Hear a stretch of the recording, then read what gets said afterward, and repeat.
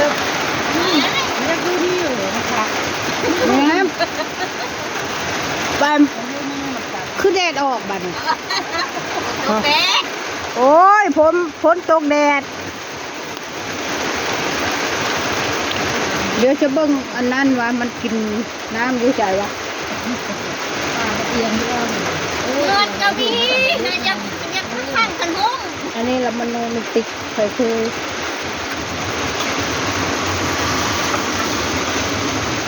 ตาเพนเมื่อแล้วครับ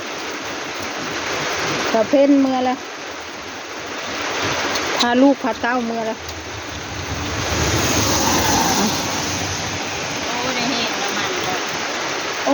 ชุมอยู่ใดมันตกแล้วมันไหลลงหัวบ้า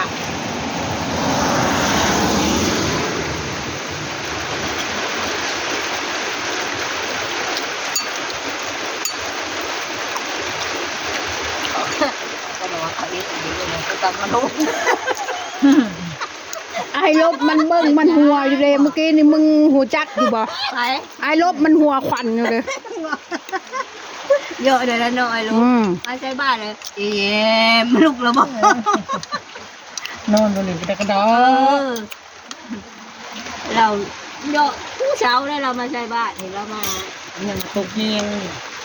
อันนั้นพันตั้มบ่มักขนุนจ้ะน่ะพันตั้มหนังบ่จับหนังจับมือหนังแล้วมึงบอกปูมึงทำหนังเลยนะหนังเลยเอาไว้ใส่น้ำมันใส่อันได้หนังมีไก่ลูกบอกว่ามีไก่น้ำมันใส่กิโลนเขาขายที่ไหนข้าอยู่เนี่ยตัวไปซื้อขายก็ขายไม่หลายต่อไปเพิ่นแห้งเนี่ยต่อไปเพิ่นแห้งบ่ได้มีน้ำมันขายเด้เนี่ยเบ้ยเฮ็ดไปซื้อมาไว้เด้อเบิร์ดตามกกอกตามน่ะไอ้ตัวเข้าไปในเมืองบ่มีเกือบตายเลยตอนนั้นรอวัดใหญ่เขาไปหาซื้อน้ำมันมาไว้อยู่เขาปิดในหั่นแล้วก็แล้วเลยทำไม่ได้จ้ะต่อไปน้ำมันเพิ่นสิขึ้นแต่ละสิเจ๊งกันเนาะโรงงานเนาะธนาคารก็เขาเจ๊งทำงานขี่รถไปบ่ได้นี่จ้ะบ่มีน้ำมันสงกรานต์สงกรานต์มีไฟอยู่แล้วค่ะจักมันเกิดเพลิดขึ้นสงกรานต์มีไฟอยู่แล้วแย้มคุณยอดชมวังปลาโลงเฮ็ดบ่สุกสวยเคี้ยวออกมันเมาแล้วลูกแม่นบ่เมาเนี่ยเราลองเนาะจะทุ่มเรา5 ทุ่มเลยเนาะมื้อนั้นเนาะให้เบิ่นจักไปใส่เนาะหันละไปวัดละมาเฮ้ยไปวัดสิเลยเฮ้ยอยู่เฮือนลุงพรยังบ่ทันได้เฮ็ดวัดมื้อแรกเฮากินนะลุงพรยังบ่ทันได้เฮ็ดปาริวาสกินหมูนี่เด้อกินอันนั้นหอยแครงตั้ง3 กิโลเราบ่มาจะกินน้ำบ่ได้ยังเก่งก็2หน่วยบักพรมันมากินอยู่นี่บักพรจะบ่ว่าแล้วหอยแครงมันกินมันก็เมาแล้วเฮ้ยตื่นเช้ามามันว่ามันไปอีช่างวะที่ได้ดิซีนมันได้อันนี้ได้ซีนละที่ได้มั้งนี่อันใดเสียดายอันนี้ล่ะ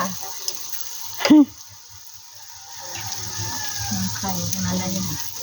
ใครจะอยากกินตำจักรจันเด้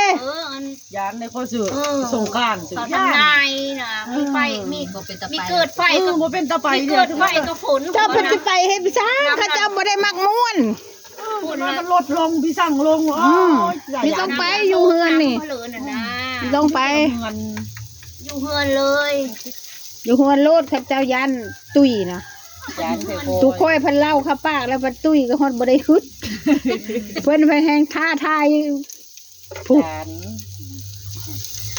คนอยู่แถวบ้านนี่แล้วบ่ต้องไปบ้านนั้นบ้านจักแล้วมันมีเงินดินสงกรานต์อยู่บ่อันตรายก็ว่าน้อแย้มทำนายเนาะเบิ่งญาติมันบ่มีเงินดินฮอดสงกรานต์ทันเดียวนี้สังโคอันสงครามโลกอยู่แบบนี้เถอะสงครามโลกแล้วให้สิปนอนนี่อยู่ใช้ในถ้ำก็มันบอกคักโคตรไฟโรงพยาบาลเราสักแล้ว เข้า พังในสงครามโลกบ่แม่นสงครามประเทศ มันมาฮอดอีสานเบิ่งเอานะเนาะ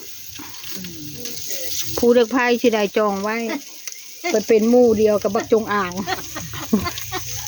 เข้าไปแล้วมอเมาเตน้องปะติว น้องปะติ้วเข้าไปบักจงอ่างจองคออยู่ มันเพลง ผู้ไปเองผู้คอย ผู้แพ้ ไปอยู่น้ำหลวงปู่ ยันเพิ่งอันนั้นพัดพอได้ยินเสียงปืนไปเพิ่งขู่เดชะ อยู่ปุ๊บเขาก็เราไปอยู่น้ำหลวงปู่อยู่แล้ว ไปเชื่อคุณฮูอยู่ดอก ยุดไม่ทันแล้ว ใครอันนี้โอ้นางเขมพรมาแต่ทีเลย มึงพูดอันลูก อ่านไปชงเมียก็ฮอดบ่เข้าฮูแล้วบัดนี้เฮ้ยเนาะ ลูกคนมึงจ่ายเกินแล้ว